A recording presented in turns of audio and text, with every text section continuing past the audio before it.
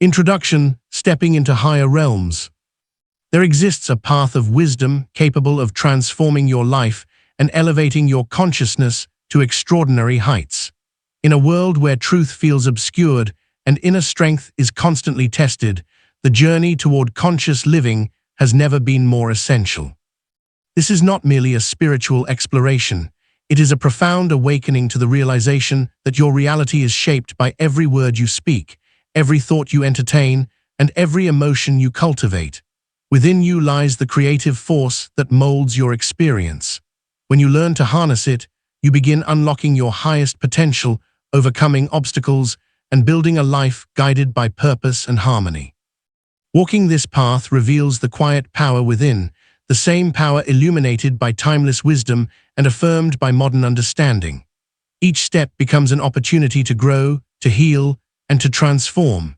You will learn to avoid the subtle traps of the mind, interpret the deeper language of your soul, and consciously create a reality that reflects your truest self. This journey calls you toward authenticity, joy, and enlightenment. It redefines what is possible and invites you to live in alignment, both with the universe and with your own inner being. With every insight, you will begin to see the intricate tapestry of life more clearly, recognizing how the interconnected nature of all things shapes your daily experience. This audiobook draws inspiration from the teachings of Saint Germain and his work Universal Metaphysics, offering timeless guidance for seekers who wish to deepen their spiritual and philosophical understanding. It brings together the wisdom of the Ascended Masters, along with practical exercises and meditations designed to help you connect with your divine presence, the powerful I Am within. You will discover how sacred affirmations, conscious decrees, and spiritual disciplines can reshape your inner world, and in turn, your outer reality, cultivating peace, harmony, and fulfillment. For sincere spiritual seekers, this is an invitation. Step forward into greater awareness, deeper wisdom, and lasting transformation. Lesson 1: Unveiling the Invisible. Every individual lives within a unique level of understanding and acceptance. We believe certain truths and reject others, often not because they are false, but because they do not yet align with our present awareness. This capacity for acceptance is known as one's state of consciousness. Consciousness evolves gradually, shaped by experience and guided by free will. Imagine it as a ladder with many steps. Each human being stands upon a particular rung, higher or lower not by judgment, but by comprehension. One's level of understanding defines one's present truth. In the spiritual realm, countless paths lead toward inner evolution. Philosophies, religions, mystical traditions, and esoteric schools. Each represents a necessary stage in humanity's awakening and deserves respect. A true metaphysician lives with tolerance and understanding. They avoid conflict over spiritual or religious differences. They do not criticize, nor do they consider themselves superior. They recognize that spiritual growth is not a competition, it is a progression. Understanding the ladder of consciousness allows us to live peacefully with others and protects us from the subtle danger of spiritual pride. There is no inferior or superior soul, only different levels of awareness, surpassed through insight, effort, and inner growth. Metaphysics, by definition, means beyond the physical. It concerns itself with realities that exist beyond material form. These truths may not be visible, yet they are undeniably real because the visible world emerges from the invisible. Energy, for example, cannot be seen within the engine we observe, yet we accept its existence because we witness its effects. In the same way, electricity, magnetism, heat, and even life itself are invisible forces, yet no one doubts their reality. So it is with spiritual truth. What is unseen is often the source of all that is seen. From the invisible realm comes every visible manifestation. To unveil the invisible is to begin understanding the deeper mechanics of existence itself. And this is where true awakening begins. And love, all of these are unseen, just like the ideas that produce material forms. There are other realities beyond what we see and touch. They are much more important and transcendental, and we must know them to free ourselves from many dangers and difficulties common in the ignorant world. The truth will set you free. Therefore, it is necessary to know and understand in order not to fall into unhappiness. Occultism is a type of spiritual teaching that has been called occult because it had to remain hidden in the past, accessible only to the most sincere seekers due to the frequent persecution born of ignorance and fanaticism. You know that in this Aquarian age, occultism is being uncovered due to the very progress of humanity. The avatar of the new age, the Ascended Master Saint, gave orders for these truths to no longer remain hidden, for there is no reason for secrecy in the age of light. Thus, the instruction is given to all who wish to hear it, without any distinction, payment, hidden initiations, or mysterious silences. The veil of mystery has fallen.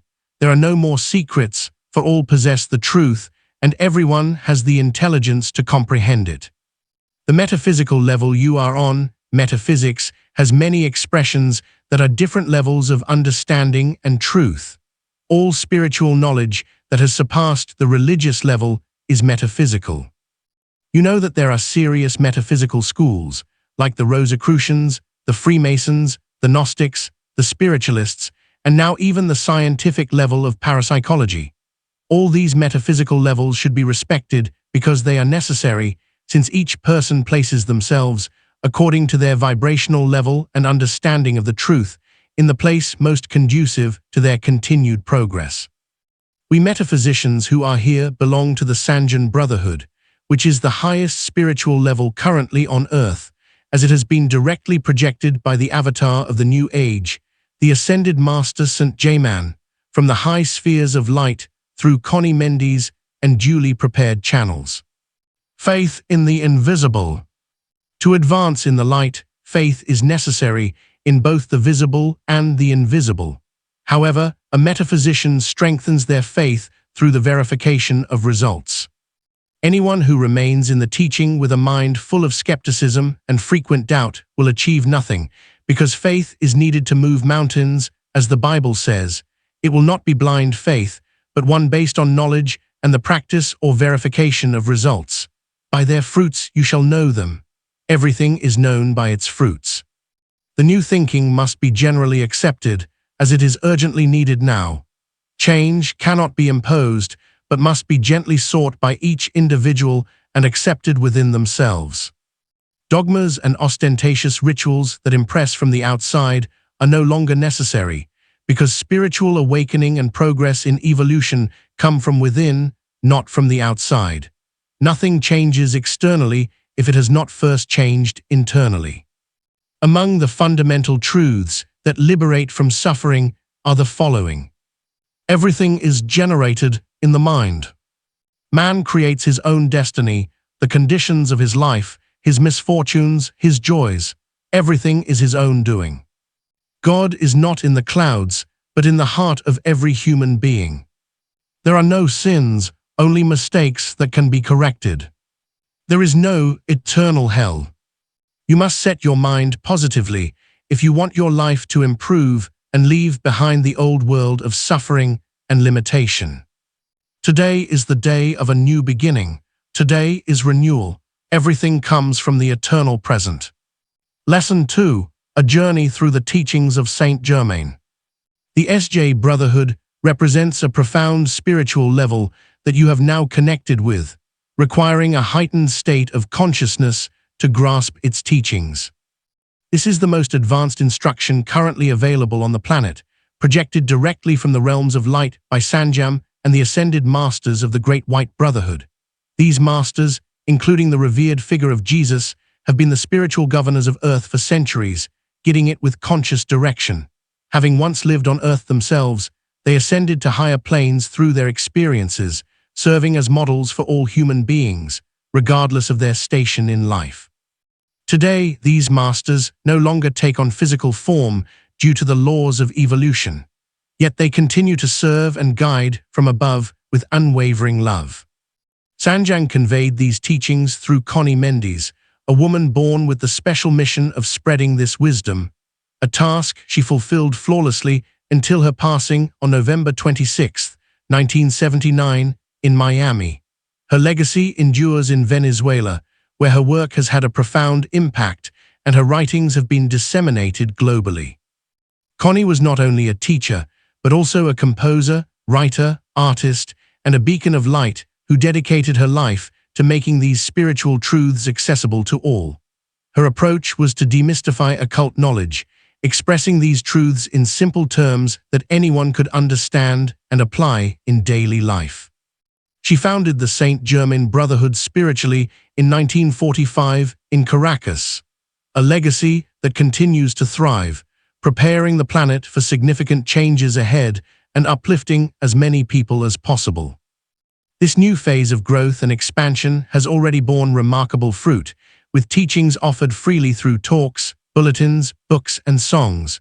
The instructors work selflessly, with no desire for profit, and the teachings are shared without the need for rituals, ceremonies, or formal obligations. Participation is voluntary, driven solely by the individual's inner calling. The Saint Germain Brotherhood honors all levels of consciousness and refrains from engaging in conflicts or disputes, especially on matters of spirituality. Students are regarded as disciples of the light, entirely separate from practices like spiritism, witchcraft, or black magic. The Brotherhood is not a religion.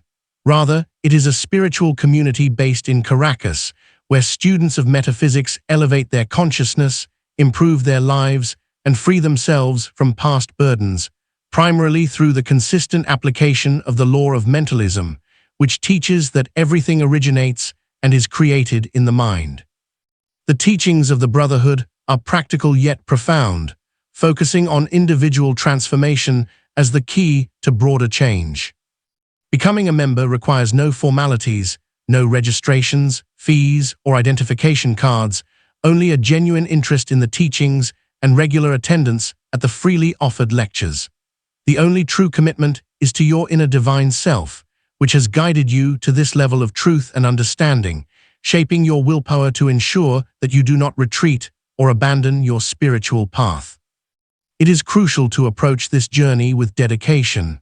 While there are no strict commitments, certain practices are encouraged. Attending classes punctually, regularly applying the teachings in daily life, and remaining vigilant against distractions. Neglect can disrupt your progress, as absences create gaps in understanding and hinder growth.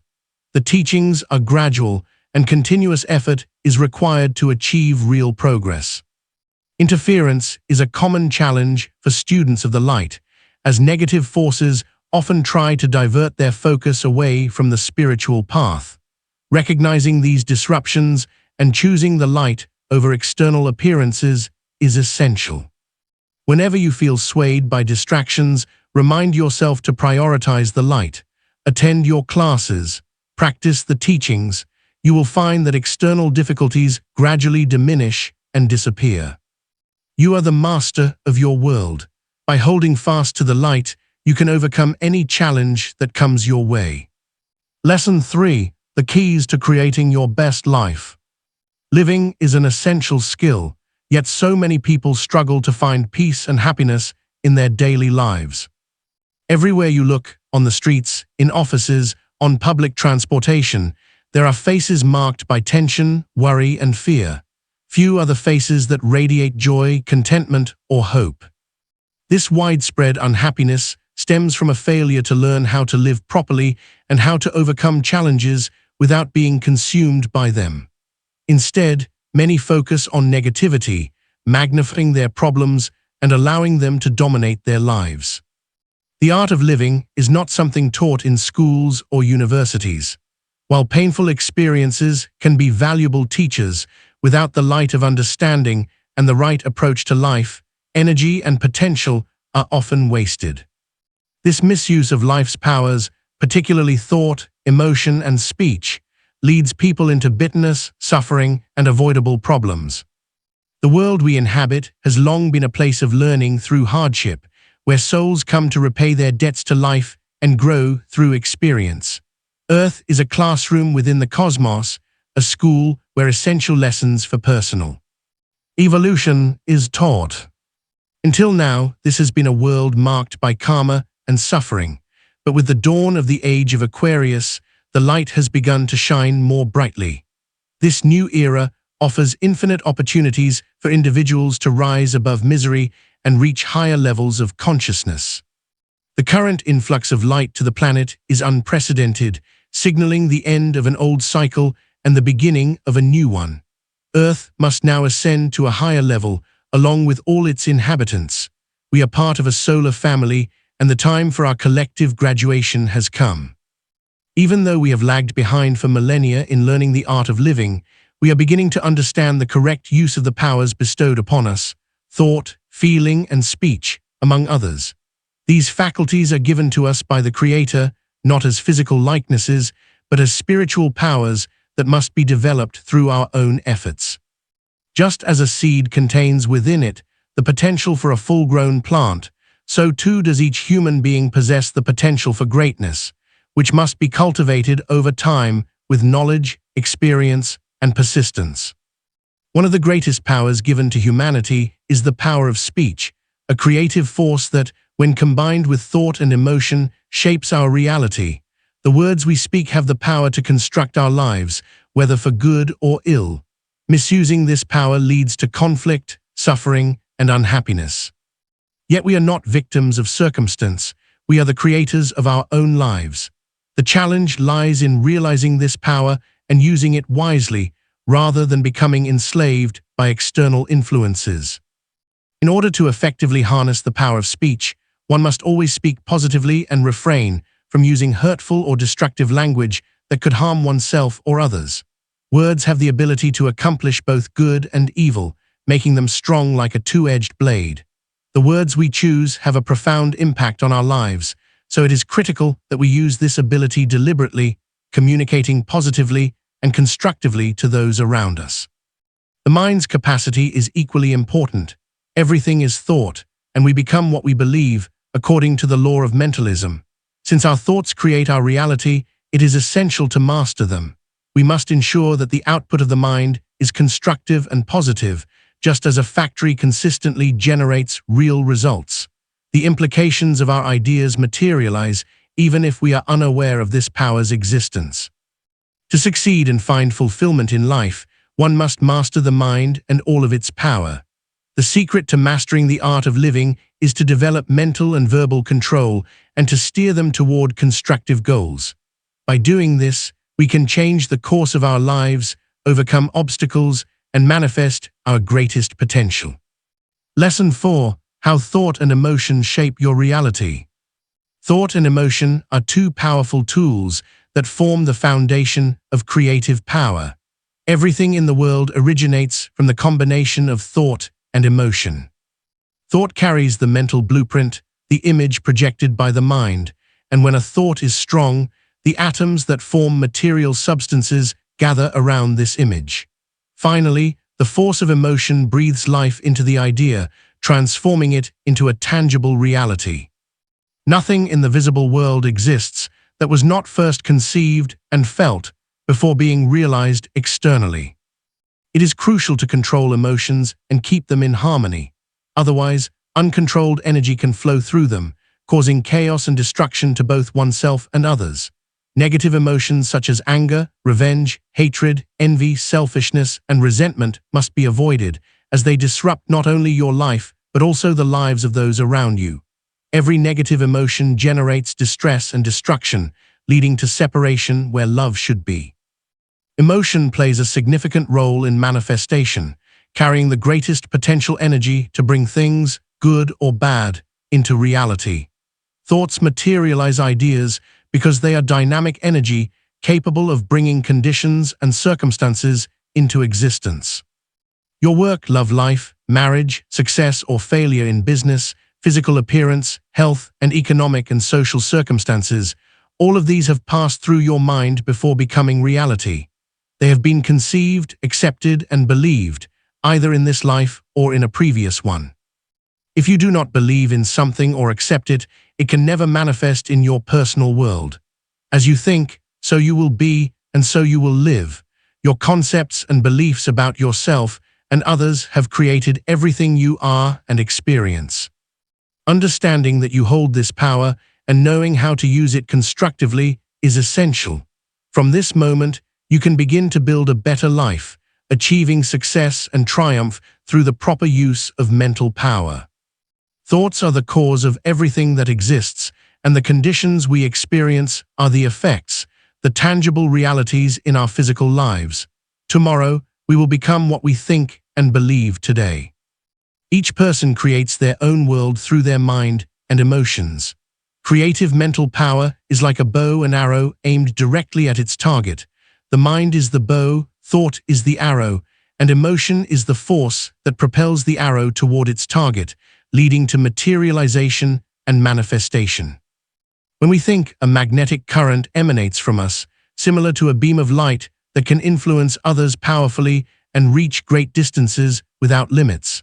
The thoughts of others can also have a strong impact, especially when projected with great force, capable of overcoming resistance in the receiving mind. This applies to convincing others. However, if forced, it brings karmic consequences for violating free will. Thoughts are our creations, fulfilling the purpose for which they were made. Positive and negative thoughts differ in their energy and tone.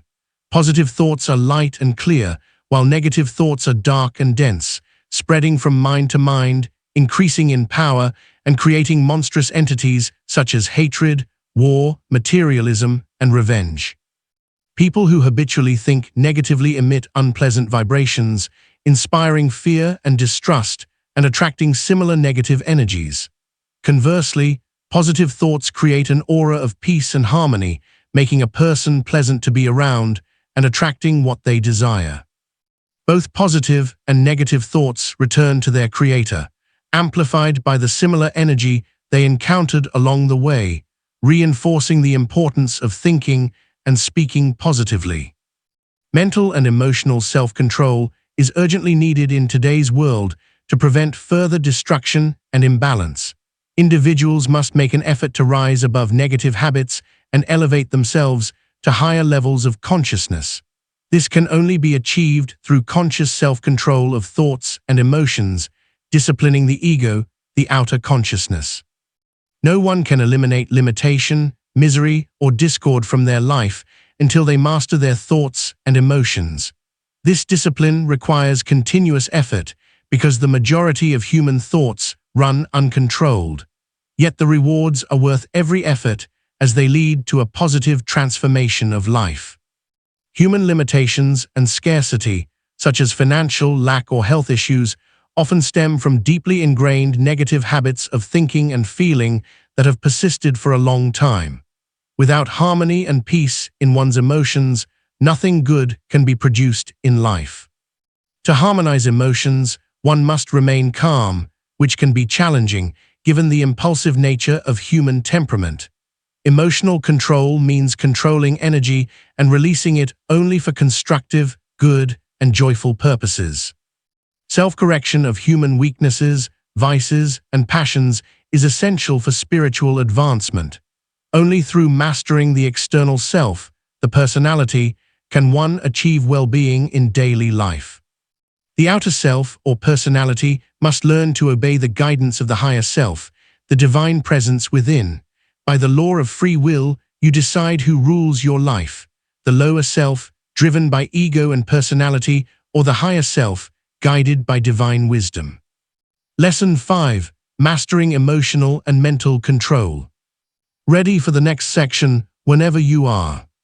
Self-correction is challenging because the turbulence of the senses often stirs intense reactions that make divine energy difficult to manage. Each person on earth has the freedom to choose between the light or the temptations of the material world, with its alluring pleasures and illusions. The easier path is to indulge in passions, as it requires no conscious effort or self-discipline. Yet it is urgently necessary to correct all habits of thinking, feeling, and speaking. Self-control is the foundation of well-being and success. You must not allow your attention to be drawn to disturbing external influences. Instead, remain vigilant and refuse to accept negativity. In everything you do, energy is released, waiting for its expression like a forceful avalanche. If not controlled, it can cause significant problems and conflicts. This is particularly true of emotions. If they are not mastered, they can lead to destruction. Feelings of irritation, discord, selfishness, anger, hatred, and vengeance are deeply disruptive. Avoid conflicts and arguments, and do not give in to external provocations.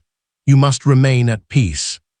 Mental control is just as important as emotional control.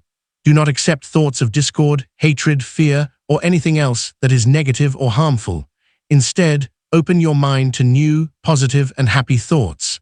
As you expand your mental landscape, you will overcome your limitations and problems, and your life will improve because everything begins in the mind. First comes knowledge, then acceptance of truth, followed by practical application. Greater knowledge leads to greater awareness and personal growth. Practice mental control this week. Reject all negative suggestions from others. Avoid arguments and disagreements, and stay out of controversies. If you hear something that disturbs you, silently decree. This is not right, I'm not interested, I don't accept it, I reject it, I dissolve it, and I consume it by the power of the light. Another decree you can use is, only the perfection of God flows through me. I allow only correct, good, harmonious, and constructive thoughts and words. I reject everything that is lower and disruptive. From today, I open my mind to new thoughts. This decree focuses on retraining the mind, which is often habitually fixated on negativity and what is not beneficial. It is necessary to discipline the mind to change its polarity, directing attention only to what is good, right, and pleasing. Dwelling on and discussing negativity is not beneficial, as it draws such negativity into your life. Emotional control is equally vital. You can decree, I remain calm and joyful no matter what happens. I live in peace, and I am at peace. I control my emotions. To practice mental and emotional self-control, the first step is to quiet your mind, emotions, and body. This process is commonly referred to as relaxation. This isn't easy, as thoughts and feelings often run wild, and the body may exhibit tension in areas like the forehead, shoulders, jaw, and thighs. We don't recommend the traditional method of relaxation that involves focusing meticulously on each part of the body from head to toe, as it is time-consuming and unnecessary. Instead, sit in a comfortable position with your back straight. It is best not to lean back or lie down, as you might fall asleep. This is the correct position to harness the additional energy that flows through the crown chakra. Before sitting, choose a comfortable, clean, and pleasant place with sufficient light. It is not advisable to sit in the dark to concentrate better, as it is not beneficial. The space should be well ventilated, with light-colored walls if possible. Visualize and feel your body enveloped in radiant white light, and decree, I am the light of God that protects me from all that is not perfect. Take several deep, rhythmic breaths, 3, 6, 9, or however many you desire. Remember, you're not just breathing in oxygen, you're also taking in the powerful force known as divine breath, the holy breath that gives life and is contained in the air. Remain silent, observe and give commands to your body. Be still, be silent. Observe your body and notice any areas of tension. Then command your tense muscles to relax. I am peace and balance within myself. My entire physical body is at peace, relaxed, rested, and in perfect harmony. Practice silence, for within the silence of your inner self lies the truth. Before sitting, choose a comfortable, clean, and pleasant place with sufficient light. It is not advisable to sit in the dark to concentrate better, as it is not beneficial. The space should be well ventilated, with light-colored walls if possible. Visualize and feel your body enveloped in radiant white light, and decree, I am the light of God that protects me from all that is not perfect. Take several deep, rhythmic breaths, 3, 6, 9, or however many you desire. Remember, you're not just breathing in oxygen, you're also taking in the powerful force known as divine breath, the holy breath that gives life and is contained in the air. Remain silent, observe and give commands to your body. Be still, be silent. Observe your body and notice any areas of tension. Then command your tense muscles to relax. I am peace and balance within myself. Within myself, my entire physical body is at peace, relaxed, rested, and in perfect harmony. Practice silence, for within the silence of your inner self lies the truth. After relaxing, try to clear your mind for a brief period. This will be challenging because problems and worries will flood your mind, refusing to obey. Everything requires technique and perseverance. As a point of focus, concentrate on your heart. Feel its rhythm and remember that the heart is a temple not made by hands, where God resides. This exercise may take about 20 minutes a day. It's good to start with 5 or 10 minutes and gradually extend the time as much as you like. Practicing this exercise twice a day will yield better results. If you feel warmth during the practice, do not be concerned, as this is the release of energy mentioned earlier. Do not expect phenomena or listen for voices or strange sounds. You are simply practicing silence and turning your focus inward, where God resides. Lesson 6. Letting go of the past and future for true happiness. Many of life's problems and anxiety stem from uncontrolled thoughts. When we dwell on unpleasant memories from the past or worry about an uncertain future, we lose the ability to enjoy the present moment and miss out on opportunities. This mental habit of living outside the present, the now that is constantly unfolding, robs us of the richness of life. The only reality we have is today, the eternal present, which forms an unbroken chain of moments, each linking to the next. The right way to live is to embrace today, to fully experience the good that life offers in the present moment. Today is our greatest treasure, holding the tools to shape the future. How we live today determines whether we succeed or fail tomorrow. The past is gone, dead, and irrelevant, and the future doesn't yet exist. Therefore, it is pointless to dwell on what has already passed. In whatever you do, focus your thoughts on the present task and do it to the best of your ability. Worrying about tomorrow or reliving yesterday is a waste of time. The harmful habit of reliving the past is particularly detrimental. As humans, we exist in the present and nothing else matters. Remembering past events, whether joyful or painful, is not beneficial. Recalling happy times can bring feelings of nostalgia and longing, while reliving misfortunes revives the pain and suffering associated with them. Where you place your attention, energy flows, and whatever you focus on will grow in power. By repeatedly revisiting unpleasant memories, you give them strength, allowing them to disrupt your current life. Discipline your mind and emotions to break the habit of dwelling on the past. Instead, invoke the power of forgiveness and the cleansing energy of light to dissolve and release all undesirable memories and experiences.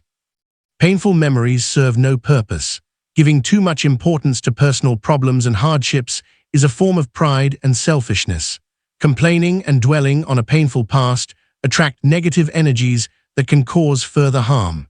After indulging in these conversations, people often feel drained and burdened, creating a toxic environment that fosters negativity. The habit of complaining is particularly harmful.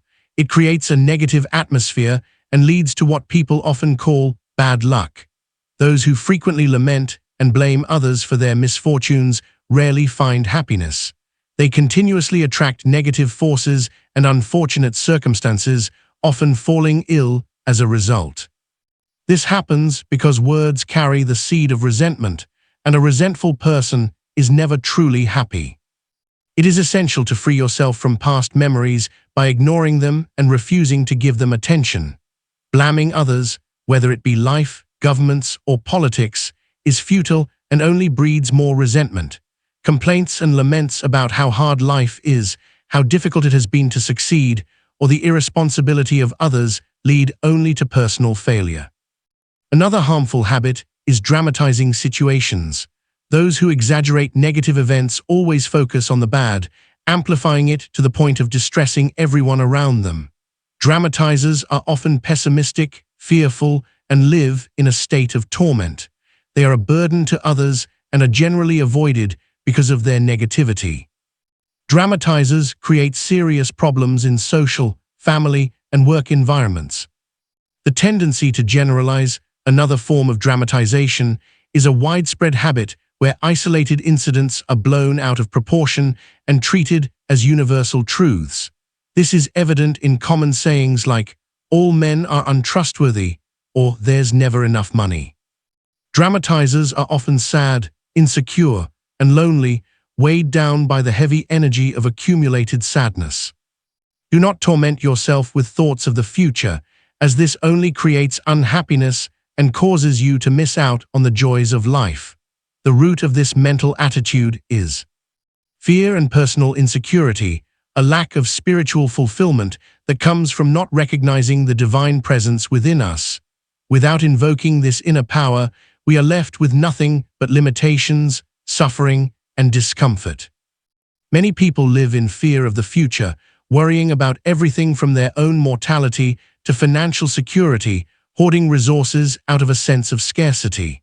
The path to true peace and happiness lies in letting go of the past, embracing the present, and trusting in the divine power within you. Lesson 7. From Suffering to Spiritual Triumph. We are not meant to be mere playthings of fate, tossed around by life's circumstances. Our destiny is not to suffer or endure pain for its own sake. Life is a school for most, teaching us through the lessons of experience, and for the spiritually curious, it becomes a university where we seek deeper understanding and wisdom. One truth is certain: we are all here to learn. In this cosmic classroom that is Earth, nothing that happens to us is by chance. There is no such thing as luck, only cause and effect.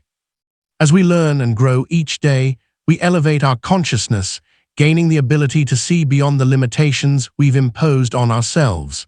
Through difficult experiences, we gradually awaken spiritually, shedding the state of unconscious existence. It is not true that we must resign ourselves to pain and suffering, as some religions or misguided beliefs would have us think. God's desire is for us to be happy, healthy, and full of joy, to thrive and live with contentment. The negativity and sorrow in life are products of human ignorance and error. Ignorance leads to the greatest calamities, and without wisdom, one feels forced to accept misfortune, but this is not God's will. Wherever you are now, whatever your circumstances, rise up and look toward the heights. That is your destiny, the one God has given you. Reach for the stars. The present moment is where all begins and where all is possible, for time is eternal and limitless. We are not born to suffer. Everything can be improved, regenerated, and transformed, just as the body heals and regenerates under medical care. Every human being has an immense capacity for regeneration at any time or place in life, as long as they desire, intend, and strive for it. This is because God resides within your heart as divine presence and energy, the greatest power in the universe, capable of achieving anything. Know the truth and it will set you free. Work with this truth, make it your own, lift your will and raise your eyes. You will no longer be defeated or dormant, for within you resides the I Am that has existed for millennia, the name of God, the reason behind all challenges. While we live in this world, we will encounter problems and obstacles because we are on the path to perfection, which is our glorious destiny. Until we align ourselves with the divine plan of perfection that governs the cosmos, suffering will result. No one can align with the divine plan or rise above the lower aspects of life without sufficient wisdom and knowledge of eternal truths, which are the driving force toward the perfection that everyone is entitled to. Thus, as a well-known spiritual principle states, know the truth, and it will set you free from all discomfort, difficulty, and problems. Problems are valuable tools for our perfection, for it is through personal effort that we sculpt our own image and shape our destiny. For better or worse, nothing happens by accident or as a punishment from God. This is a lie. Everything occurs either to be regenerated if it is negative, or to be strengthened and celebrated if it is positive, and mainly to be overcome through wisdom and experience. Nothing grows without effort, not even plants, which are living beings striving for perfection. Nothing is given to us without effort. Everything must be personally earned through our own hard work. supported by the divine presence within us.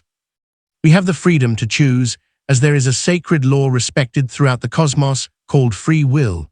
This law allows us to choose our desires and actions. It does not prevent us from choosing the wrong path, nor does it grant wisdom automatically. It merely offers the freedom to go where we wish, even if it means falling into pitfalls. We are free to make our lives what we want, for better or worse. This is our sovereign right, and nothing can take it from us. Free will gives us the power to live according to our desires and to choose from the circumstances we encounter. But we must be careful and alert, using our vital energy wisely and responsibly. We will be held accountable for our choices before the karmic tribunal of life. It is crucial to guard our thoughts, feelings, and words because, as we already know, what we think, feel, and speak will shape what we have, possess, and enjoy. We are not toys of fate. Each of us has the freedom to create our own conditions in life. We are captains of our own ships, not helpless vessels driven aimlessly by a blind force.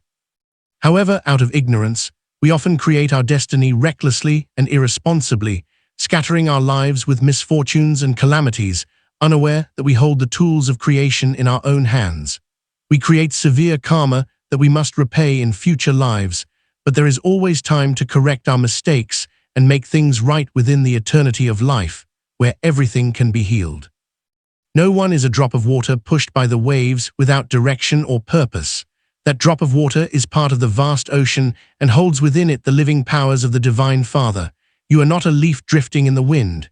The power is within you, use it, but do so consciously in a good and constructive way.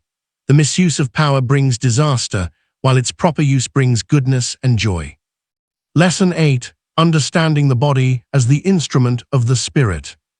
That divine and immortal essence seeks to express itself in the physical realm with the purpose of evolving and gaining experience. For this reason, it needs a body, the perfect instrument to fulfill its purposes. This body, made of flesh, is dense and has limited awareness of the higher spiritual dimensions, yet it is wonderfully equipped with everything necessary for this world. A head for thinking, hands for doing, feet for walking, eyes for seeing, and a heart for feeling. Nothing is missing in this remarkable machine, driven by the divine energy that is life itself. Well-tuned and resilient, it withstands the challenges of existence with strength and power. Like any tool or machine, the body requires care, nourishment, and cleanliness. Mistreatment, excess, and neglect lead to its deterioration, ultimately resulting in what we call death. Overindulgence weakens the body, filling it with undesirable habits. It is essential to use this instrument wisely, for we will be held accountable for how we treat it when we face the karmic tribunal. The body must be refined, educated, and improved to function effectively and achieve the highest purposes. The physical form is like the clothing that covers and wraps the thinking being within. Just as no one walks naked in the streets, the eternal entity must be clothed to manifest properly. When this garment becomes old, dirty, and worn from misuse, it is discarded, and the supreme energy, infinite intelligence, abandons the flesh for it is no longer useful.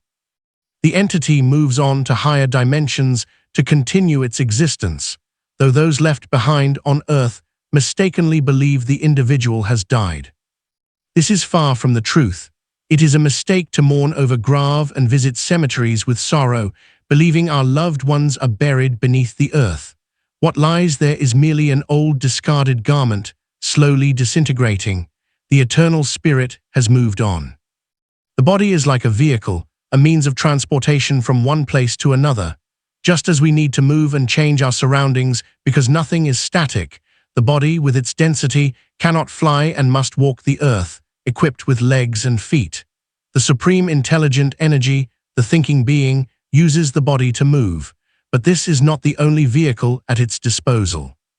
There are other vehicles that the spirit uses to visit different planes during sleep, meditation, and at the moment of death. Just as a traveler never stays in one country, the eternal consciousness enjoys visiting other places, near and far, with the permission of the Divine Father. While on earth, we only know and feel the physical body, the garment of flesh. But in truth, we possess 3 additional bodies: the energetic body which provides vitality, the emotional body which feels, and the mental body which thinks. In addition, there are 3 spiritual vehicles for higher purposes. In total, humans have 7 bodies, each serving a specific function. On Earth, we don't rely on a single mode of transportation. We have cars, motorcycles, bicycles, buses, airplanes, trains, helicopters, ships, and more. Similarly, in the vast cosmos, there are many ways to move and experience life. As citizens of the universe, we are not denied any opportunity as long as we earn and deserve it. The body is like a house, a dwelling for the being that inhabits and uses it. Like any house, it can be well maintained or neglected, leading to either preservation or decay. Sick and imperfect bodies are like old, neglected houses that gradually fall apart, while healthy bodies, radiating vitality, are like clean, orderly homes where inhabitants live happily, fulfilling divine laws. The body is like a child that needs education, discipline, praise, attention, and love. Nothing is more obedient or disciplined than the physical body, depending on how it is treated, the indulgences it is allowed, the bad habits it is taught, and the errors and abuses it suffers shape its behavior. A bad habit results from a wrong imposition or excessive indulgence. Initially, the body resists, for within it lies the wisdom of what is right. But if the individual persists, the body eventually submits, adopting the behavior as routine and difficult to break. Understand that the physical body is the most obedient of all and most subject to human will, whether for good or ill. As the temple of the living God, the body should be respected, revered, and cared for. It should be kept clean and maintained in the best condition. It is wrong to degrade the body with indignities. Just as one should not enter a temple with a dirty mind or evil intentions, one should not debase the body with low passions, quarrels, or discord, for this is like filling one's home with garbage or inviting undesirable guests into it. Do not overwork your body or exhaust it beyond its limits. Do not cause it to fall ill, for this creates karmic debts that will need to be paid in future lives. For example, those who neglect their bodies, weakening them with poor practices and inadequate nourishment, will face illness in the next life. Excessive exercise that exhausts the body does not align with divine laws. Engage in physical activities moderately without overextending your energy. It is essential to care for your body properly and use it wisely, for it is the vessel through which the divine spirit expresses itself in this world. Lesson 9. The art of spiritual transmutation. Transmutation is the process of changing from one state to another, from the old and flawed to the refreshed and refined. To give a few examples, beauty is the transmutation of ugliness, money is the transmutation of poverty, and health is the transmutation of illness. Anything bad can be transformed into something good. This procedure turns into a kind of divine alchemy, a potent cleansing that puts life back in balance and releases it from the flaws and disruptions that the human mind, both individually and collectively, causes. It is necessary to transform all of the previous mistakes that gave rise to the issues and conflicts of the present. Transmutation is the process of dissolving imperfection. The violet consuming flame is especially useful in this regard. The Ascended Master Saint has given this potent, dissolving energy to Earth from the realms of light in order to free our world from suffering and sadness. We are able to use this energy for our own growth and well-being. To survive and be in harmony with the great cosmic rule of perfection, humanity must undergo both individual and societal purification. The laws of cause and effect, or karma, ultimately destroy anything that consistently strays from this cosmic law because it is incompatible with the divine design of perfection that underlies the universe. As the new era's avatar, Saint Germain is in charge of determining Earth's fate during the next 2 millennia. That's the reason he summoned the potent violet flame, which is simple to call upon and yields amazing effects. It burns away negativity and consumes all that is not pure and perfect. It also destroys errors, restrictions, and conflict. Nobody can be freed from the never-ending cycle of rebirth or achieve emancipation on this planet without the violet flame. Though some people have the gift of seeing it, the violet flame is invisible to the physical senses and functions like lightning from the 4th dimension. Today's world is elevated and filled with optimism. Thanks to transmutation, it transforms whatever it comes into contact with instantly much like fire. A decree of transmutation can be spoken as follows. In the name of God, I invoke the mighty violet flame, purifier and transformer. I surround myself with its radiant energy, allowing its great power to transmute my life into good and perfection.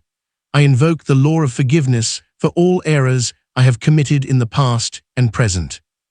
I give thanks. Blessings are powerful too.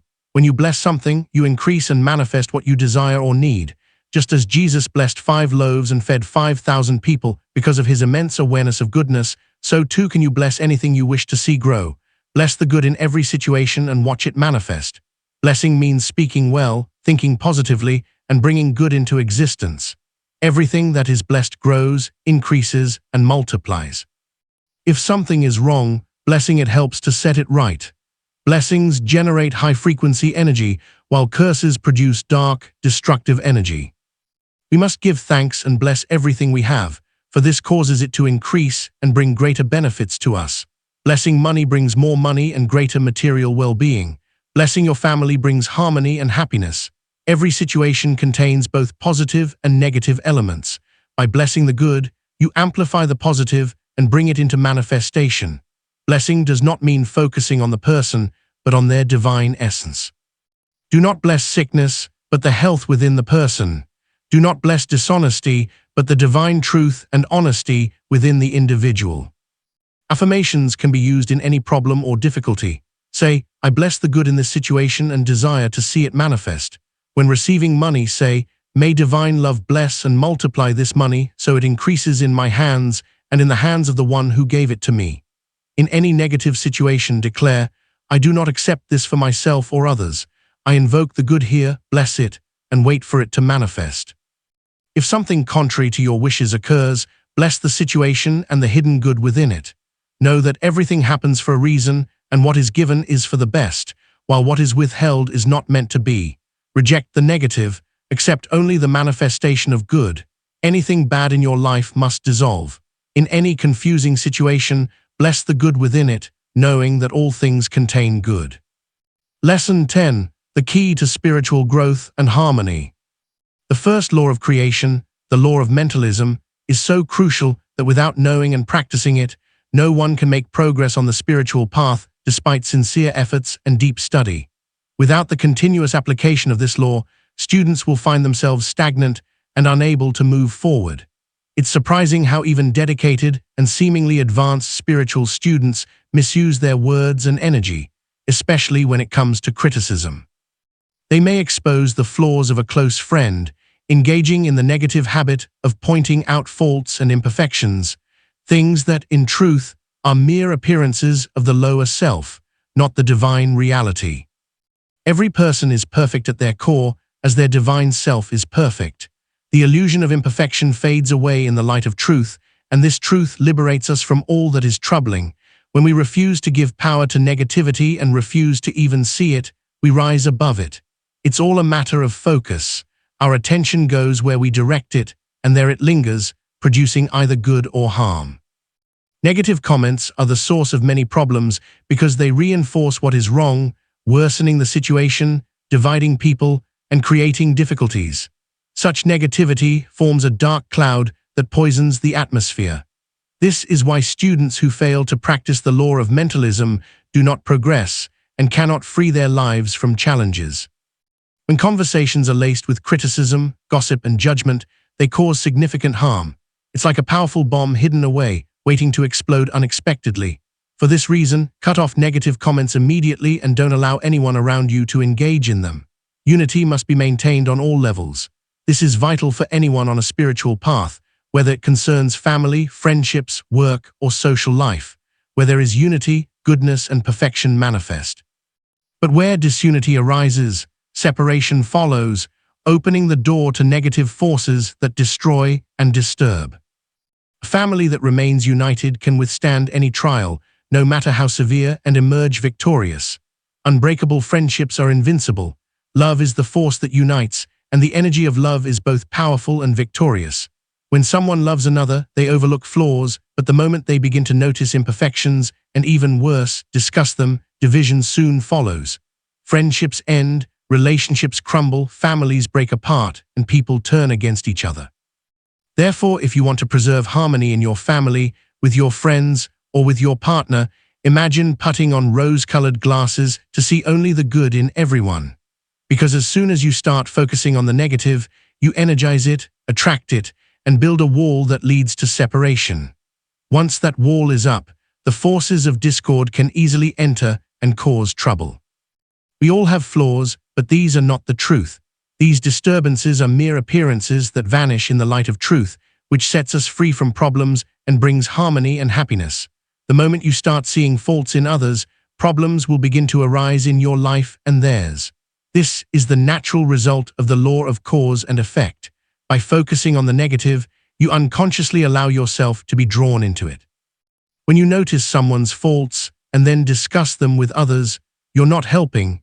You're actually making it harder for that person to overcome their challenges by sending them negative energy, which only strengthens the problem. Always look for the good and perfection in everything. This is a key spiritual principle that yields remarkable results. It calms the mind and lightens life. Those who focus on the good, regardless of what the eyes may see, are sowing seeds for a positive future. However, you must stay vigilant because our eyes are often drawn to what is wrong, to what doesn't harmonize, a deeply ingrained habit. As Connie Mendes says, look for the good and it will be given to you. You attract what you focus on. But if you fixate on the negative, you'll draw that into your life as well, and it will stick to you, growing even larger.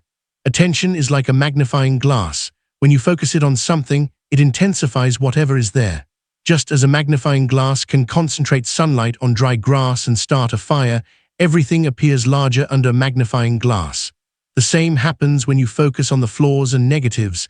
They grow and become more problematic. Control the power of your attention and never let it wander aimlessly.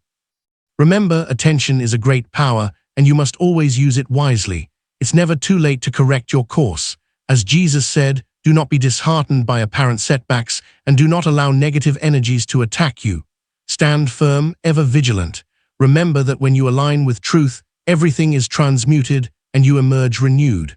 When mistakes happen, they can always be rectified and corrected.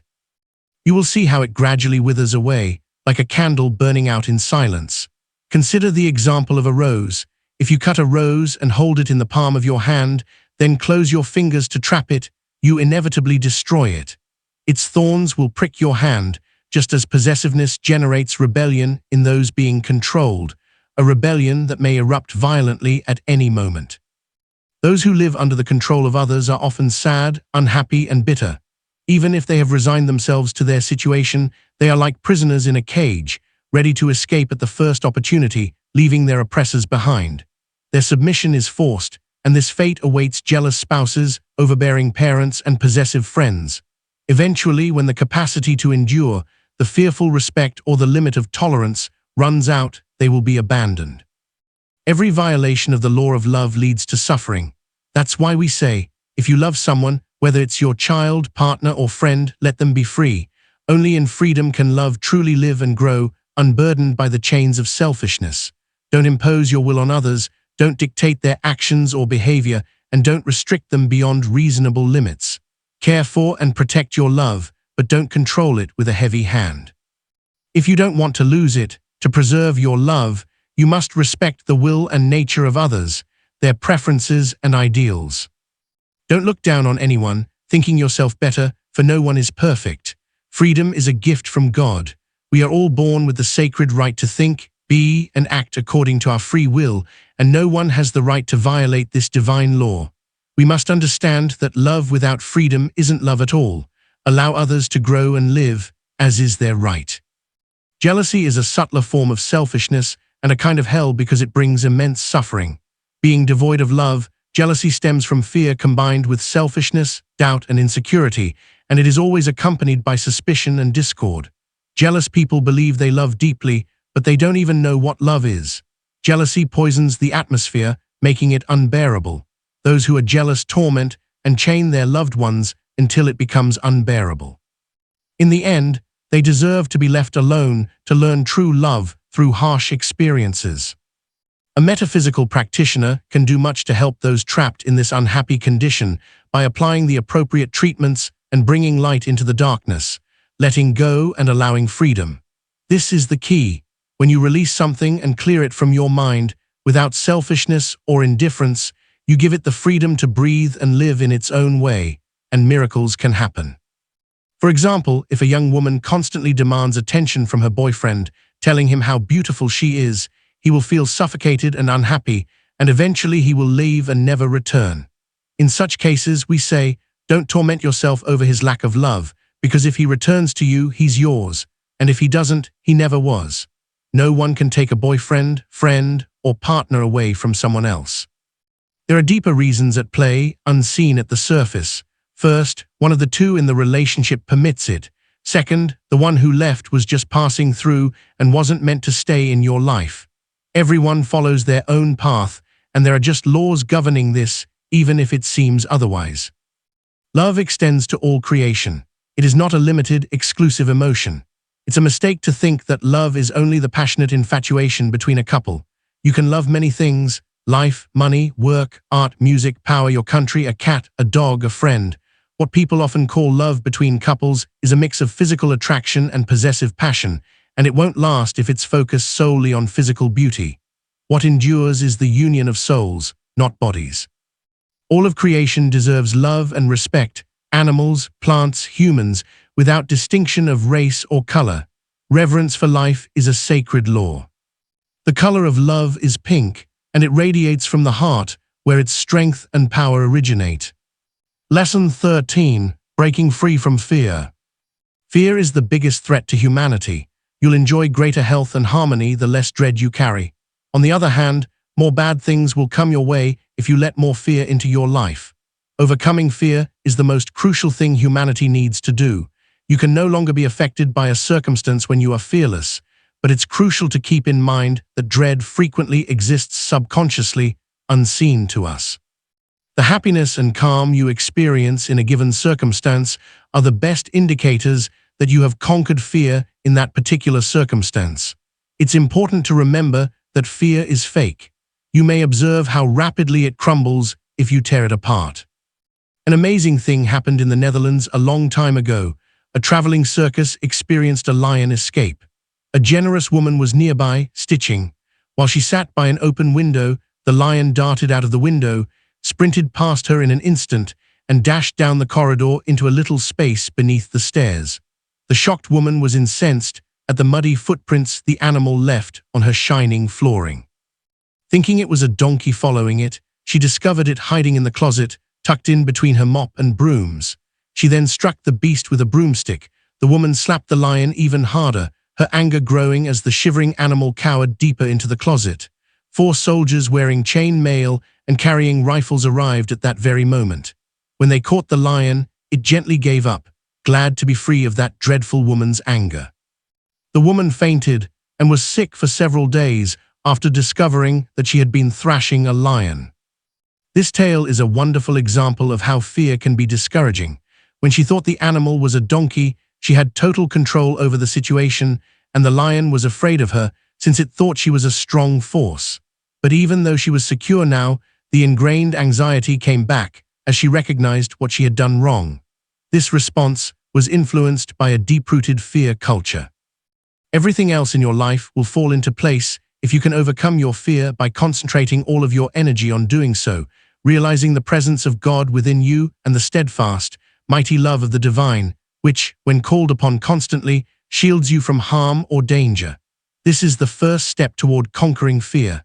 You need to turn this understanding into a reality. Fear is driven away and neutralized by love.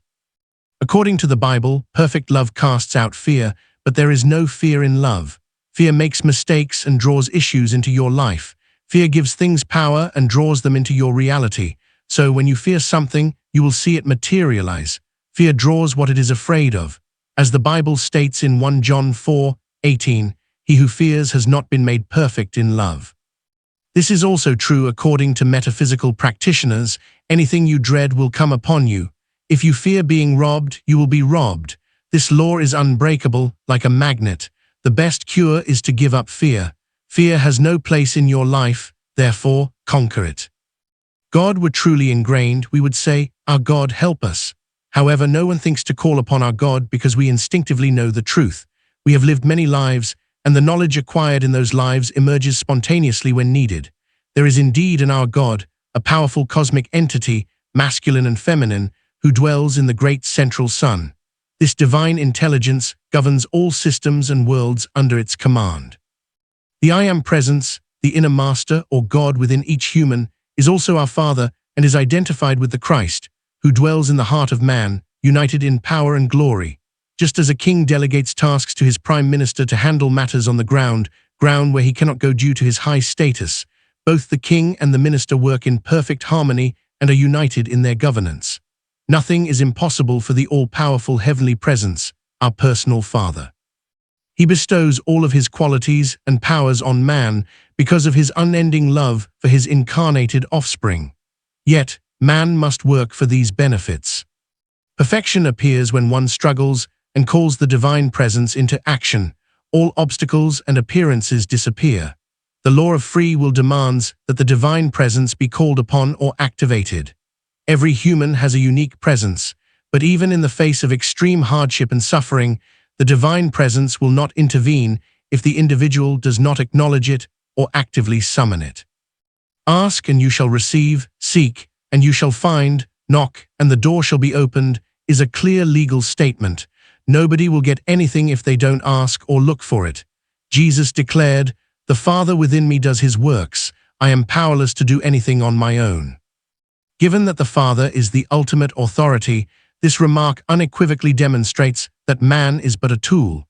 In order to progress spiritually, we need to learn to submit to the almighty inner force. The love of the Father meets all of our needs, keeps us safe during dangerous situations, gives us the ability to comprehend and forgive, and is the source of all intellect.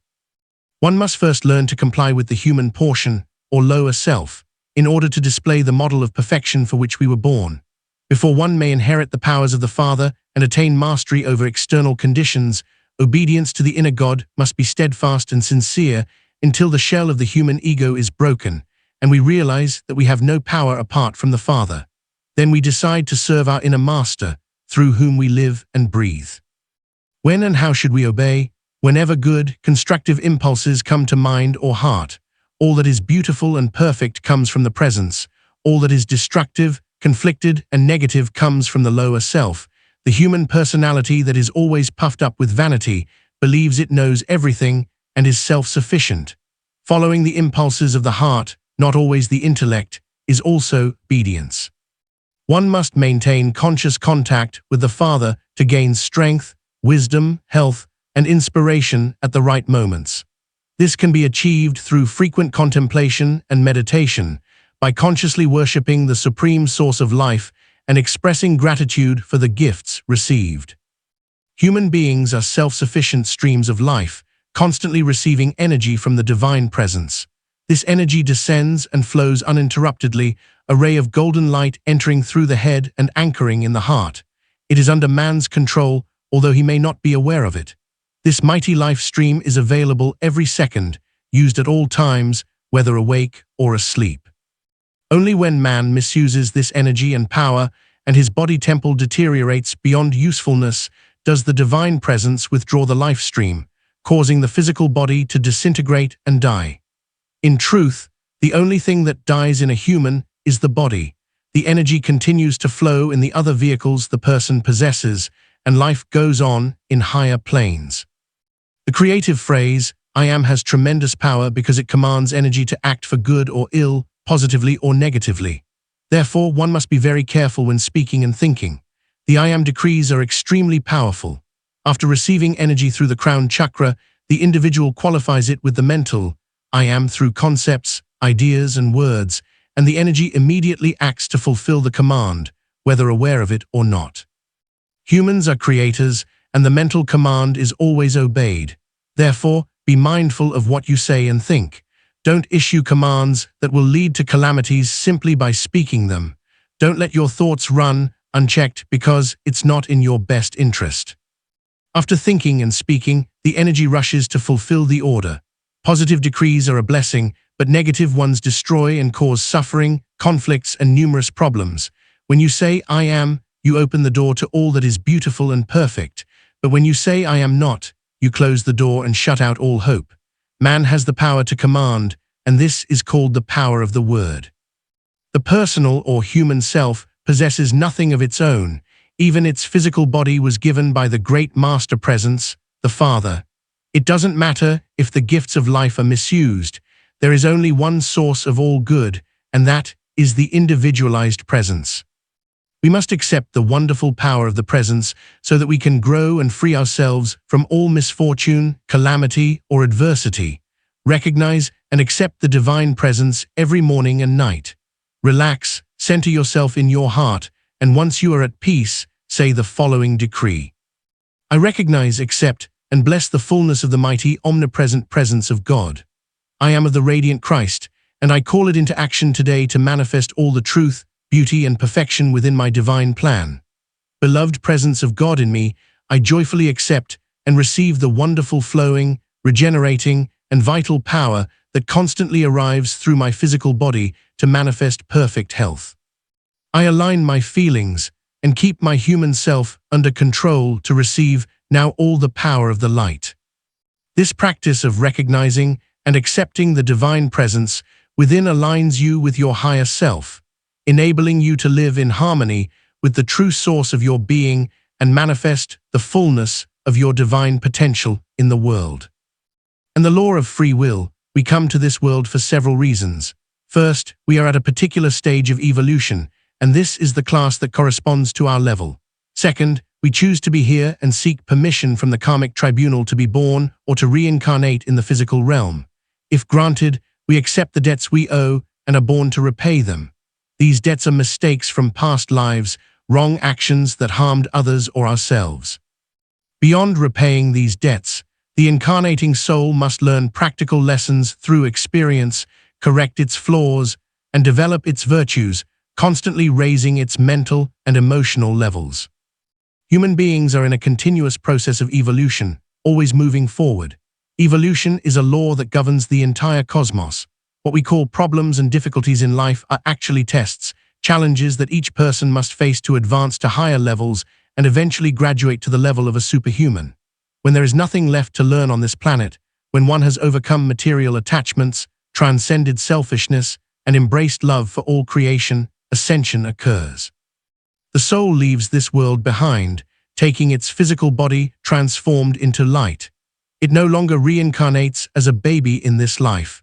The cycle of reincarnation ends for that soul, but it can continue to live in higher realms and dimensions. The ascension of the physical body and spirit was publicly demonstrated by the Master Jesus on the hills of Bethany nearly 2,000 years ago as an example for all to follow.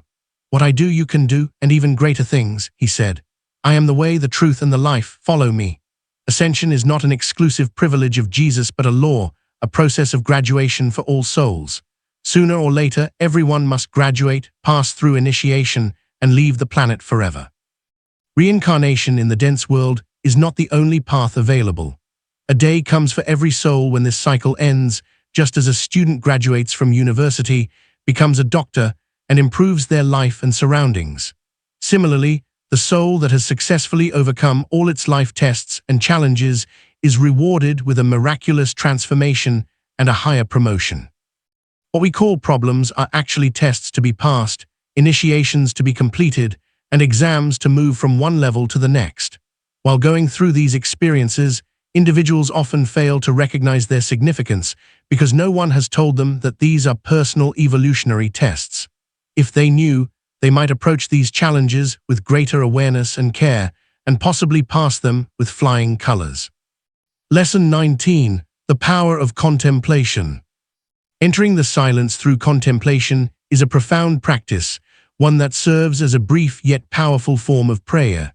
This practice quiets the mind, calms the emotions, relaxes the physical body, and connects us with the highest aspect of ourselves, the supreme source of all wisdom and power, the divine presence, the I Am. The divine presence is energy in action, always within and around us. It is love, intelligence, willpower, and all the attributes that we as human beings possess, gifts lovingly bestowed by this supreme presence. Although this divine presence is constantly with us, giving us as the essence of life itself. It is essential to make a conscious connection with it to receive greater gifts, more strength, health, and illumination that lead to a successful and fulfilling life. Without this inner light, a person is like a blind individual stumbling through life, constantly colliding with obstacles and falling into pitfalls. By the law of life, if we do not consciously choose to be guided by higher spiritual forces, we will not achieve greater things. Imagine a vast reservoir that supplies water to a city. When the communication gate is nearly closed or the pipes are clogged, very little water can reach the citizens for their daily needs. This is a faulty system that needs correction. The same is true for humans. When the channels of communication with the Supreme Presence, our Father and the source of all we need, are blocked, the flow of vital energy needed for our existence is restricted. This blockage occurs because humans are surrounded and permeated by inner layers or bodies, our instruments for thinking and feeling, that are often neglected and dirty, creating serious obstructions to the help, radiation, and protection from the divine presence. Therefore, it is necessary to make a conscious effort to clear these channels. We must recognize, accept, bless, and express gratitude to our Supreme Father for the gifts that have allowed us to exist for so many centuries. Contemplation is a spiritual practice that enables us to make this conscious connection with the Supreme Father and tap into the magical power that gradually frees us from all limitations and suffering.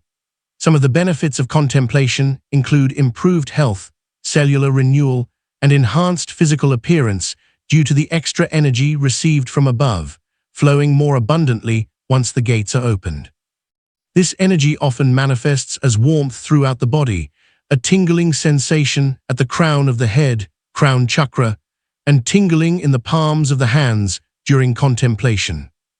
It becomes easier to receive this energy, which can clear the mind, calm thoughts, and solve problems and difficulties. Contemplation brings peace and balance. Those who practice it regularly are generally calm, emotionally stable, and do not easily fall into despair. They become a magnet of positive energy, radiating peace to those around them.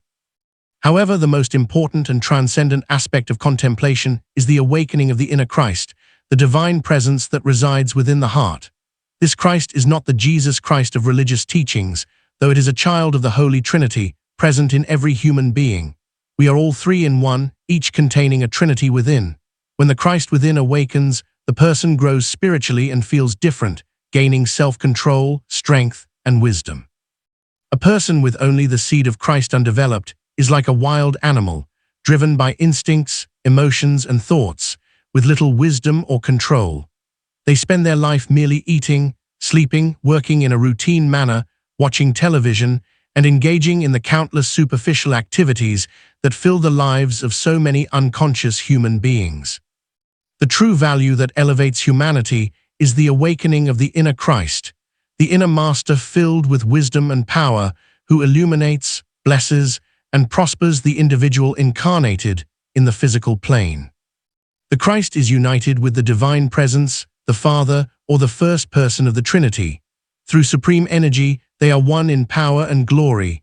Without Christ, a person is like a lost savage in the wilderness, a child, ignorant and constantly mistaken. But with Christ, one becomes the greatest being in creation. As the beloved Master Saint Germain says, whoever practices contemplation and consciously strives to awaken their Christ, nurturing its growth, becomes one of my legionnaires and is often assisted by me. Lesson 20. The art of shielding your inner world. When you enter your room to find tranquility, rest, read, or engage in any activity that requires focus, the first thing you do is close the door, ensuring that you won't be disturbed. You make sure no one calls for you or seeks you out, allowing you to carry out your tasks in peace and quiet. Without taking these precautions, you'd be constantly interrupted by conversations, intrusions, noises, phone calls, and other disturbances, making it impossible to concentrate and causing everything to go awry. The same principle applies to spiritual practices. To achieve satisfactory results, you must first close the door to all external disturbances, then retreat into the silence within, finding peace and calm. This means making the proper preparations before you quiet your mind, relax, meditate, or engage in contemplation, if someone innocently enters a receptive state without taking these precautions, they expose themselves to unnecessary disturbances and disruptions that could have been avoided with the right approach. Just as you wouldn't leave your home's door wide open for any intruder to walk in, inviting trouble into your life, so too must you protect your inner space when seeking silence and contemplation. Closing the door to the external world means being at peace with yourself, calming the human part of you, relaxing and focusing inward, not allowing anything disturbing or distracting to enter from the outside. You must be still enough to find that inner silence where all things come to light. The light protection we recommend is the electronic shield of the Divine Presence, the IAM, and the electronic circle mentioned by the beloved Master Saint. It's also essential to close the doors of our aura to the astral plane, preventing any disharmonious influence from that dimension from disturbing us. This practice generates a powerful electronic energy, invisible yet potent, like a wall of luminous crystal that repels all unwanted intrusions. We are children of the light because we live, move, and have our being within it. Every student of metaphysics within the great Brotherhood of Saint is a direct child of the light, typically assisted by the masters of the ascended hierarchy, particularly Saint Germain and his twin ray, known in the physical life as Connie Mendes. Light, as the supreme power, resides in every human heart sustaining life. It is vital, self-conscious energy that produces instant perfection and knows no opposition because it always leads to perfection. When the light is called into action, all imperfection vanishes and discordant human creations cannot persist. The light sweeps away all imperfections, dispels all errors, restores harmony, and floods everything with its immense power. When someone enters a dark, unfamiliar room, they feel uneasy and fearful, but the moment they turn on the light, all shadows disappear and peace is restored. The same happens spiritually. When you invoke the light, the lower influences fade and problems resolve themselves. Light is the central point of life everywhere. It is the radiant core of every atom that forms the physical body, where perfection is always present as essence and power. However, human, discordant thoughts and feelings form around that pure point of light, like a dense cloud of imperfection, growing and casting shadows over what is inherently perfect. This is the source of the disturbances and suffering humans encounter in their lives. Everything that exists is pure light at its core. The discord is added by humans due to the misuse of free will. Each person on earth has a shell of imperfection layered over their light, hence the need for widespread purification. Humanity has shrouded itself in dark veils that now must be removed to allow the light to shine once more from within, ending human suffering. What we call ugliness, evil, selfishness, and other discordant conditions are simply layers added to the original perfect light within each being. We are children of the light, and we must not forget this. Therefore, we have the obligation to purify ourselves as soon as possible. Everything originates from light.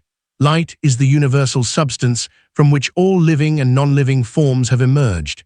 It is the source of all that exists, the supreme force that animates everything manifested in the physical plane and throughout the cosmos. Nothing can exist without emanating from the mighty light, the universal and cosmic light. There is only one power capable of moving through all creation, and that is the great electronic light that permeates everything. The law of life in the universe is the law of light. We live, exist, and have our being within the light. Nothing can live outside of it. The negative polarity, often referred to as evil, is simply the absence or lack of light, always striving to disrupt and cause disturbances if allowed. This polarity is sometimes called the sinister force, though we prefer to refer to it as the other polarity. Religions speak of hell, demons, and so on, which are merely entities from the lower astral plane or low evolution, discarnate beings that disturb and annoy. The astral is the dimension adjacent to ours, where those who have undergone the change called death reside. It is also known as the fourth dimension and has 7 levels. Lesson 21. Trusting your inner wisdom. Many people struggle to hear the voice of their inner divine presence because they haven't learned to listen or quiet the external noise. They live with their attention focused on the chaos of the outside world, missing the subtle yet powerful guidance within. This inner voice, like a gentle whisper, often goes unnoticed amidst the distractions of daily life, yet it remains a constant source of wisdom, nudging us toward the right path. To truly hear this voice, one must practice stillness and learn to tune out the external clamor. Just as you would stop dancing and lower the music to hear a ringing phone in the next room, you must calm your mind and focus inward to connect with your divine presence. This connection is not a loud proclamation, but rather a quiet intuition, a subtle impulse guiding you toward your highest good. Throughout history, great leaders and thinkers like Gandhi, Edison, and Joan of Arc achieved remarkable success by listening to this inner voice. This voice, the expression of your divine self, speaks through intuition, impulses, and gut feelings, ways in which your higher self communicates. Trusting these inner nudges, even when they seem illogical, often leads to the best outcomes. Nevertheless, it takes practice to use this information.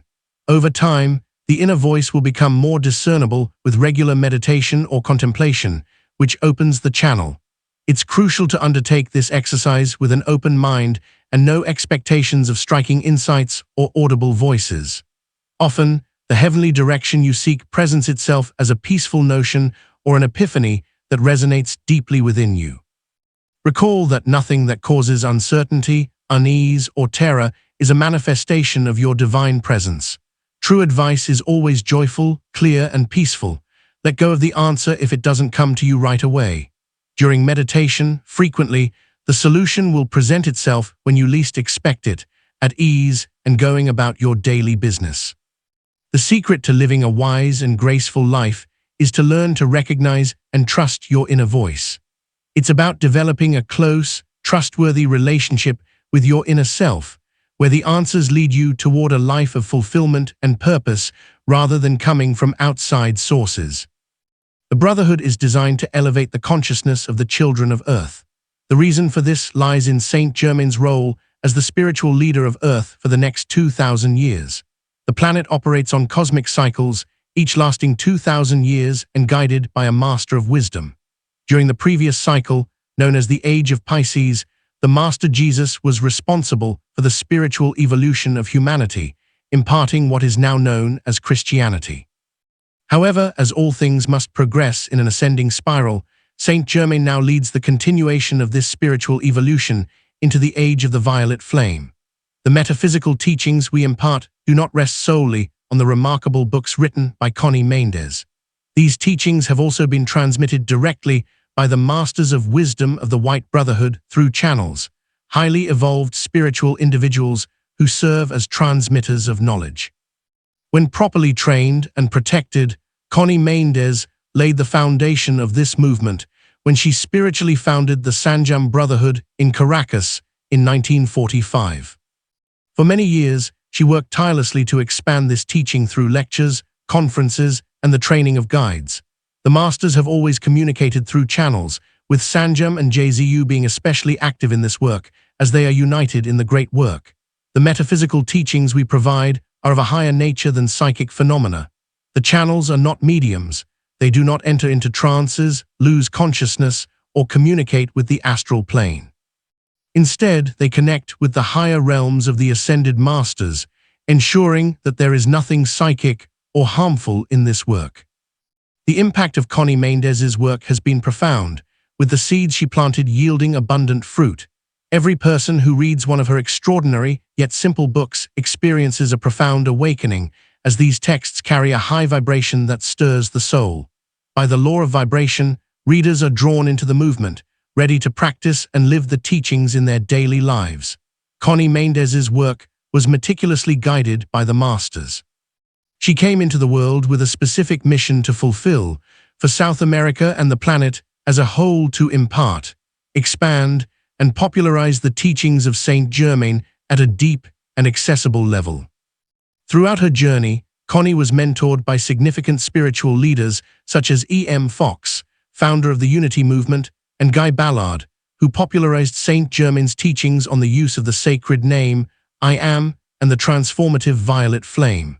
Connie's work transcended her teachers, expanding beyond biblical foundations and recognizing the ascended masters of the White Brotherhood.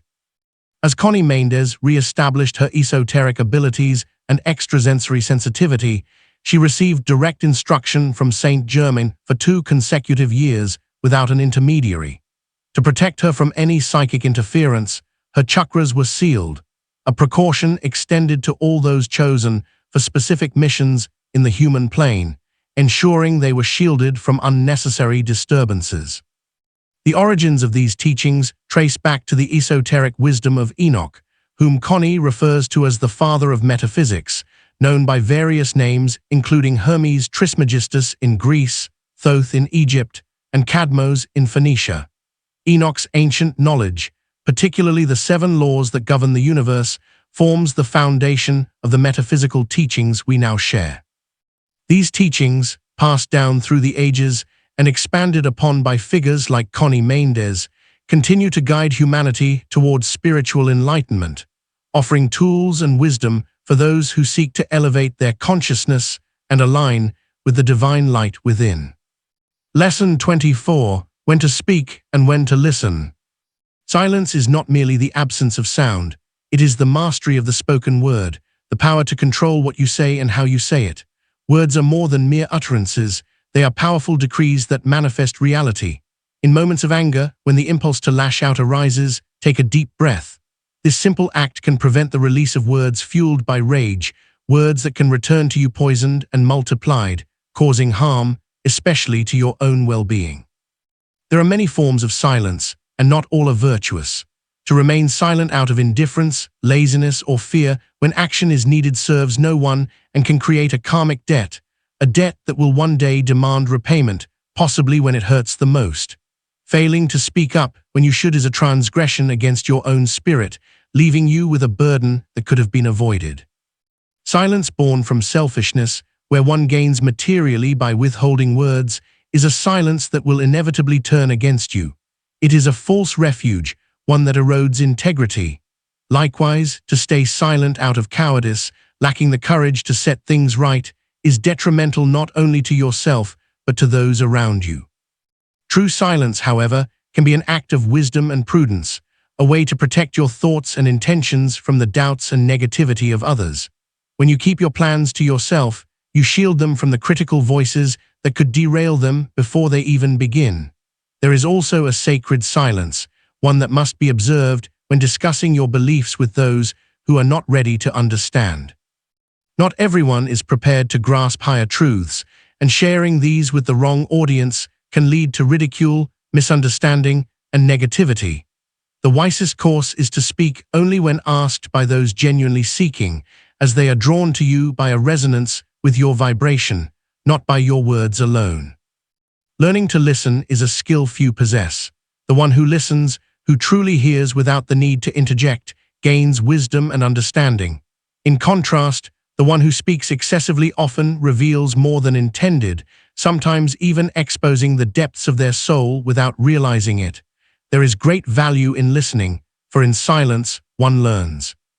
A metaphysician, someone on the path of spiritual enlightenment, must especially guard against the dangers of criticism. To criticize is to invite criticism upon oneself, as the negative energy sent out will inevitably return. In moments where you find yourself surrounded by such negativity, remain silent, stay calm, and elevate yourself above the situation. Use a metaphysical treatment or decree to dissolve the negative energy, invoking peace and order. However, if you find it difficult to maintain your composure, especially if you are new to this path, it is better to remove yourself from the situation altogether. Being around such vibrations can leave you feeling unsettled, as your spiritual evolution has moved you beyond those lower energies. True wisdom in speech is a mark of genuine spiritual growth. Those who boast of their knowledge but speak carelessly are blind to the law of mentalism, the principle that thought creates reality. Without understanding or practicing this law, one cannot advance on the spiritual path, remaining instead mired in intellectual clutter that leads nowhere.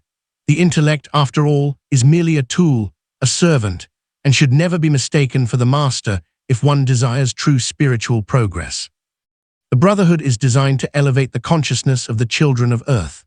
The reason for this lies in Saint Germain's role as the spiritual leader of Earth for the next 2,000 years. The planet operates on cosmic cycles, each lasting 2,000 years and guided by a master of wisdom. During the previous cycle, known as the Age of Pisces, the Master Jesus was responsible for the spiritual evolution of humanity, imparting what is now known as Christianity. However, as all things must progress in an ascending spiral, Saint Germain now leads the continuation of this spiritual evolution into the age of the violet flame. The metaphysical teachings we impart do not rest solely on the remarkable books written by Connie Mendes. These teachings have also been transmitted directly by the Masters of Wisdom of the White Brotherhood through channels, highly evolved spiritual individuals who serve as transmitters of knowledge. When properly trained and protected, Connie Mendes laid the foundation of this movement when she spiritually founded the Saint Germain Brotherhood in Caracas in 1945. For many years, she worked tirelessly to expand this teaching through lectures, conferences, and the training of guides. The Masters have always communicated through channels, with Saint Germain and JZU being especially active in this work, as they are united in the great work. The metaphysical teachings we provide are of a higher nature than psychic phenomena. The channels are not mediums. They do not enter into trances, lose consciousness, or communicate with the astral plane. Instead, they connect with the higher realms of the Ascended Masters, ensuring that there is nothing psychic or harmful in this work. The impact of Connie Mendes's work has been profound, with the seeds she planted yielding abundant fruit. Every person who reads one of her extraordinary yet simple books experiences a profound awakening, as these texts carry a high vibration that stirs the soul. By the law of vibration, readers are drawn into the movement, ready to practice and live the teachings in their daily lives. Connie Mendes's work was meticulously guided by the Masters. She came into the world with a specific mission to fulfill, for South America and the planet as a whole, to impart, expand, and popularize the teachings of Saint Germain at a deep and accessible level. Throughout her journey, Connie was mentored by significant spiritual leaders such as E.M. Fox, founder of the Unity Movement, and Guy Ballard, who popularized Saint Germain's teachings on the use of the sacred name, I Am, and the transformative violet flame. Connie's work transcended her teachers, expanding beyond biblical foundations and recognizing the Ascended Masters of the White Brotherhood. As Connie Mendes re-established her esoteric abilities and extrasensory sensitivity, she received direct instruction from Saint Germain for 2 consecutive years without an intermediary. To protect her from any psychic interference, her chakras were sealed, a precaution extended to all those chosen for specific missions in the human plane, ensuring they were shielded from unnecessary disturbances. The origins of these teachings trace back to the esoteric wisdom of Enoch, whom Connie refers to as the father of metaphysics, known by various names including Hermes Trismegistus in Greece, Thoth in Egypt, and Cadmos in Phoenicia. Enoch's ancient knowledge, particularly the 7 laws that govern the universe, forms the foundation of the metaphysical teachings we now share. These teachings, passed down through the ages and expanded upon by figures like Connie Mendes, continue to guide humanity towards spiritual enlightenment, offering tools and wisdom for those who seek to elevate their consciousness and align with the divine light within. Lesson 24. When to speak and when to listen. Silence is not merely the absence of sound, it is the mastery of the spoken word, the power to control what you say and how you say it. Words are more than mere utterances, they are powerful decrees that manifest reality. In moments of anger, when the impulse to lash out arises, take a deep breath. This simple act can prevent the release of words fueled by rage, words that can return to you poisoned and multiplied, causing harm, especially to your own well-being. There are many forms of silence, and not all are virtuous. To remain silent out of indifference, laziness, or fear when action is needed serves no one and can create a karmic debt, a debt that will one day demand repayment, possibly when it hurts the most. Failing to speak up when you should is a transgression against your own spirit, leaving you with a burden that could have been avoided. Silence born from selfishness, where one gains materially by withholding words, is a silence that will inevitably turn against you. It is a false refuge, one that erodes integrity. Likewise, to stay silent out of cowardice, lacking the courage to set things right, is detrimental not only to yourself, but to those around you. True silence, however, can be an act of wisdom and prudence, a way to protect your thoughts and intentions from the doubts and negativity of others. When you keep your plans to yourself, you shield them from the critical voices that could derail them before they even begin. There is also a sacred silence, one that must be observed when discussing your beliefs with those who are not ready to understand. Not everyone is prepared to grasp higher truths, and sharing these with the wrong audience can lead to ridicule, misunderstanding, and negativity. The wisest course is to speak only when asked by those genuinely seeking, as they are drawn to you by a resonance with your vibration, not by your words alone. Learning to listen is a skill few possess. The one who listens, who truly hears without the need to interject, gains wisdom and understanding. In contrast, the one who speaks excessively often reveals more than intended, sometimes even exposing the depths of their soul without realizing it. There is great value in listening, for in silence one learns. A metaphysician, someone on the path of spiritual enlightenment, must especially guard against the dangers of criticism. To criticize is to invite criticism upon oneself, as the negative energy sent out will inevitably return. In moments where you find yourself surrounded by such negativity, remain silent, stay calm, and elevate yourself above the situation. Use a metaphysical treatment or decree to dissolve the negative energy, invoking peace and order. However, if you find it difficult to maintain your composure, especially if you are new to this path, it is better to remove yourself from the situation altogether. Being around such vibrations can leave you feeling unsettled, as your spiritual evolution has moved you beyond those lower energies. True wisdom in speech is a mark of genuine spiritual growth. Those who boast of their knowledge but speak carelessly are blind to the law of mentalism, the principle that thought creates reality. Without understanding or practicing this law, one cannot advance on the spiritual path, remaining instead mired in intellectual clutter that leads nowhere. The intellect, after all, is merely a tool, a servant, and should never be mistaken for the master if one desires true spiritual progress. We often take for granted what we have. Many people only realize the value of their blessings after they are gone. By regularly acknowledging and appreciating what we already possess, our family, home, work, and health, we can cultivate a deeper sense of happiness and contentment in our lives. Lesson 29. The Art of Asking. To ask effectively for what we truly desire, we must do so simply, sincerely, and in alignment with divine principles. Connie Mendes offers profound guidance on this in her book Metaphysics for Everyone. The key is placing our desires and challenges in the hands of the divine, trusting in infinite wisdom and power to guide us toward the best outcome. First, be clear about what you want. Be firm and determined in your request. Avoid wavering or changing your mind, as this disrupts the process. Persistence is essential.